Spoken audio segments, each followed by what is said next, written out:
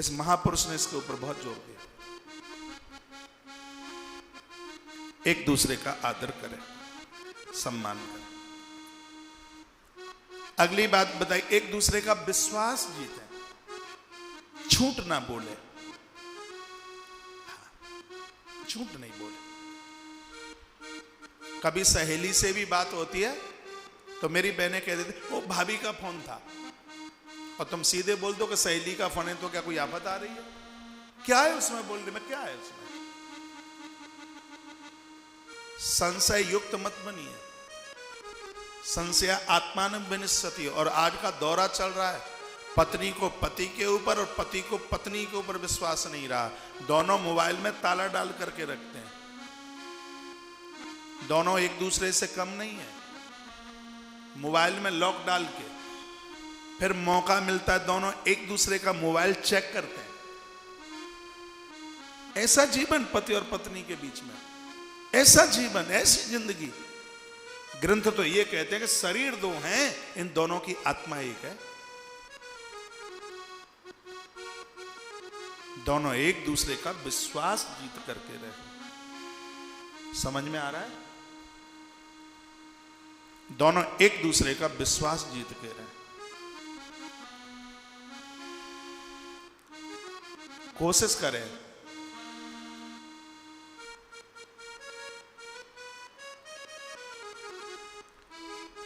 क्रोध को न आने दें,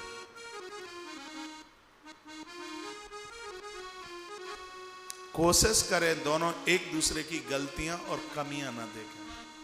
बहुत लोगों को आदत होती है, बड़बड़ाने की आदत होती है, उनका मुंह बंद ही नहीं होता, मुंह पे मुसीका लगा दो तो भी नहीं होता। आदत में खोट है।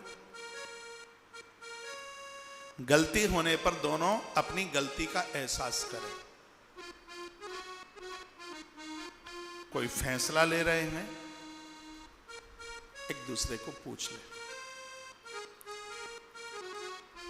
मन की बात एक दूसरे को बताएं। रोग है पत्नी को बताएं, कर्जा है पत्नी को बताएं। वो तुम्हारी अर्धांगिनी है, वो तुम्हारा साथ देगी।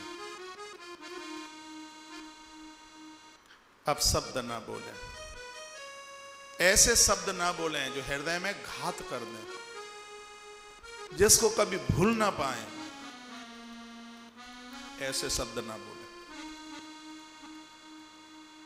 एक दूसरे की तारीफ करें, एक दूसरे की प्रशंसा करें। और 11वां सूत्र है, अंत तक प्रेम को खत्म नहीं होने दें, भले ही उम्र तुम्हारी 90 साल क्यों ना हो जाए। अंत तक, एकदम लास्ट तक, अंतिम श्वास तक एक दूसरे के प्रति प्रेम खत्म ना हो, स्नेह खत्म ना हो। ये बढ़िया परिवार चलाने के लिए कोई सूत्र है। आचार्य चाणक्य कहते हैं ये तब हो पाएगा कि बरेयेत कुलजाम प्राज्ञो विरूपामपि कन्यका।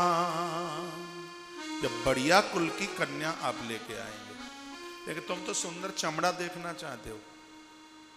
आचार्य चाणक्य कहते हैं वो सुंदर कम हो और अच्छे कुल की बेटी है, उसको ले आना अपने घर, तुम्हारे घर को स्वर्ग बना देगी।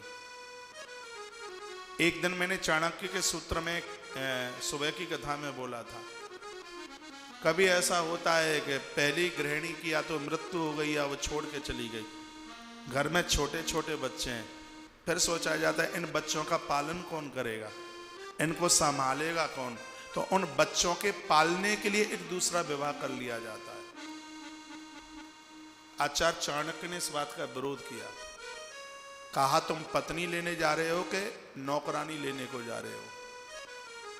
तुम्हारे मन की ऐसी भावना रहेगी इन बच्चों को पालने के लिए एक स्त्री चाहिए, तो नौकरानी जैसा व्यवहार करेगी, पत्नी जैसा व्यवहार नहीं कर पाएगी।